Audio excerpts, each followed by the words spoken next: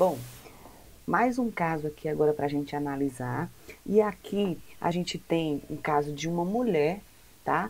Que tem 25 anos de idade e ela tem o diagnóstico de diabetes mellitus tipo 1, tá certo? Então, diferentemente dos outros dois casos que a gente analisou agora, essa aqui tem diabetes tipo 1 e não tem outras patologias associadas, tá certo? Bom, apresentou também teste de glicemia de jejum de 115 miligramas por decilitro, o teste de tolerância oral de glicose 160 miligramas por decilitro, hemoglobina glicada de 6%, tá? Uso de medicação, ela faz uso de insulina de ação prolongada, que é a insulina basal, mais a insulina de ação rápida. Essa insulina de ação rápida, lembre que ela vai fazer essa insulina nos momentos em que ela faz a ingestão, por exemplo, de alimentos ricos em carboidratos, tá certo? Nesse caso, ela tem uma alimentação com restrição de carboidratos, mas ela come carboidratos e para isso ela faz a contagem desses carboidratos. Fazendo a contagem dos carboidratos, ela vai saber quanto de insulina de ação rápida ela vai administrar. Nesse caso, é uma paciente, uma cliente que não faz uso de bomba insulina, então ela faz a administração de insulina de forma manual mesmo, tá certo? Bom, ela é sedentária, tem 60 quilos de peso corporal, 1,68 m de altura, circunferência abdominal de 72 centímetros, as variáveis cardiovasculares estão dentro do padrão de normalidade, o IMC dela apresentou peso corporal normal, ou seja, é uma paciente que não apresenta quadro de excesso de peso corporal, no caso, ou de obesidade, tá? No caso do diabetes tipo 1, isso não é típico, né, a presença de obesidade, apesar de que nós falamos que em alguns casos pode acontecer. Ela tem disponibilidade de treino para 6 vezes por semana e os objetivos dela incluem tudo isso aqui, ó, reduzir os níveis glicêmicos, melhorar a tolerância à glicose, melhorar a sensibilidade das células à insulina, diminuir a hemoglobina glicada, reduzir os fatores de risco cardiovasculares, reduzir a morbimortalidade, diminuir os riscos do sedentarismo, aumentar a massa muscular e possivelmente reduzir a necessidade de insulina exógena, tá? Então veja que os objetivos eles mudam um pouquinho aqui, exatamente porque essa paciente tem um tipo de diabetes diferente, ela é diferente, ela tem o diabetes tipo 1, ok? Então vamos lá. Com relação à elaboração do programa de treinamento, não vai ter muita diferença do que a gente já falou no caso anterior.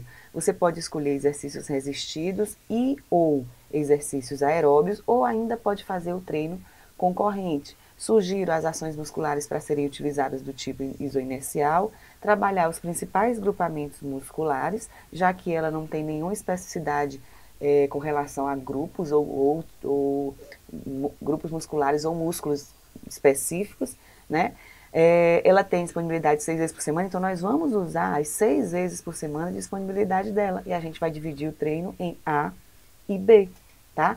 Da mesma forma, para escolher os exercícios, eu dou as mesmas sugestões que eu dei no caso anterior. Ou divide o treino em A e B, sendo que no A vai fazer o treino resistido e no B vai fazer o treino aeróbio, ou ainda fazer treino A e B, só que combinado, né, concorrente, treino resistido e aeróbio nas duas sessões. Só que em uma das sessões você vai trabalhar músculos dos membros superiores, na outra sessão você vai trabalhar músculos de membros inferiores, ok? Com relação ao número de séries, por ela ser sedentária, prevalece aí as mesmas recomendações, as mesmas sugestões do caso anterior, da mesma forma o mesmo número de repetições e a questão do tempo do exercício aeróbio também da mesma forma, dependendo da intensidade e da associação ou não entre os exercícios.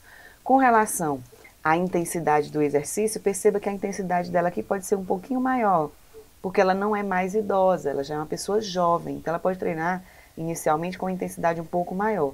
Com relação a todas as outras variáveis, elas são as mesmas, tanto para o exercício resistido quanto para o exercício aeróbio. As mesmas que eu digo, as mesmas que a gente comentou nos dois casos anteriores, tá? Não esquecer que é fundamental periodizar, mas aqui é que vem a diferença principal do treinamento dessa cliente, são as considerações especiais acerca da prescrição do exercício.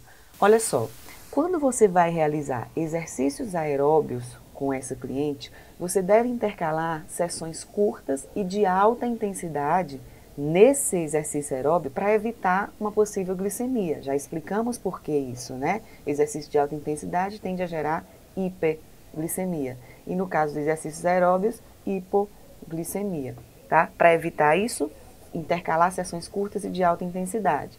No caso do treino combinado, você vai realizar exercícios aeróbios mais exercícios resistidos numa mesma sessão. O que é sugerido é que você realize o treino resistido antes do treino aeróbio, para evitar uma possível hipoglicemia, pelo mesmo motivo que a gente explicou aqui, ó, nesse tópico anterior, tá certo? Se o exercício resistido tem uma tendência de gerar hiperglicemia e ele for realizado antes do exercício aeróbio, quando o exercício aeróbio que tende a promover uma hipoglicemia for realizado após o exercício resistido, o exercício resistido ele já aumentou um pouco a glicemia e a hipoglicemia do exercício aeróbio pode ser evitada por isso, tá certo? Outra, monitorar os níveis glicêmicos antes, durante e após a sessão de exercício. Isso é extremamente importante, sobretudo nessa paciente que tem diabetes tipo 1, faz uso de insulina. Então, é importantíssimo você fazer essa aferição antes, durante e após a sessão de exercício. Sempre que for possível, tente usar intensidades mais altas, tá? Lembre que intensidades mais altas vão promover efeitos melhores com relação ao controle do diabetes.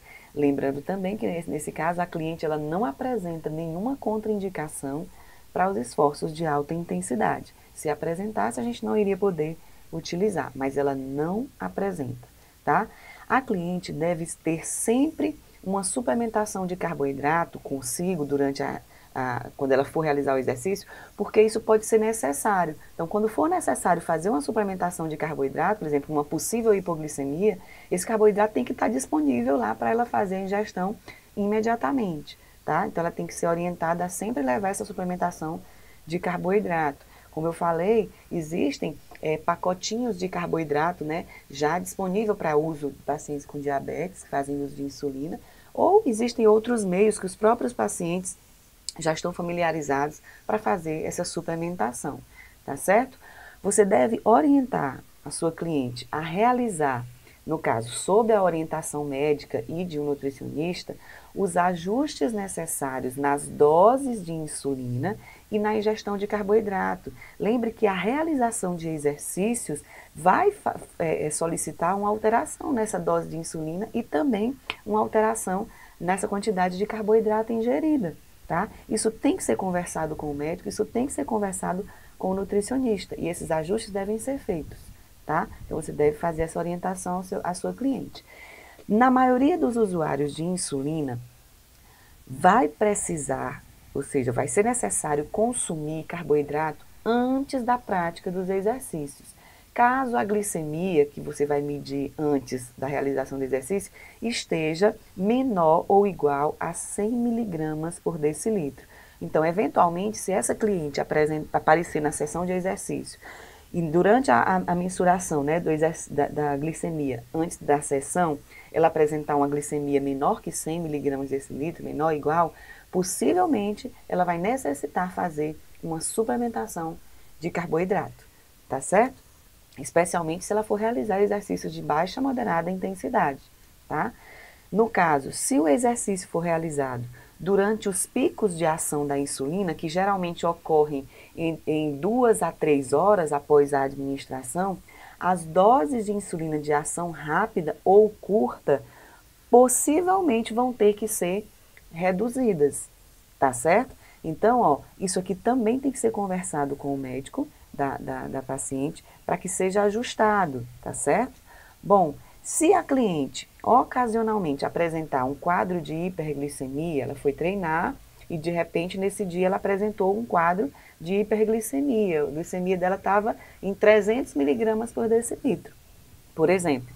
Se essa cliente estiver se sentindo bem, não está apresentando nenhum sinal, nenhum sintoma de hiperglicemia, tá? Então, e nesse caso ela vai fazer os testes, né, de sangue ou de urina e não vai apresentar corpos cetônicos nesses testes, ela poderá realizar a sessão de exercício sim, desde que nesse dia em que a glicemia esteja alta, ela não realize exercícios vigorosos, exercícios de intensidade mais alta.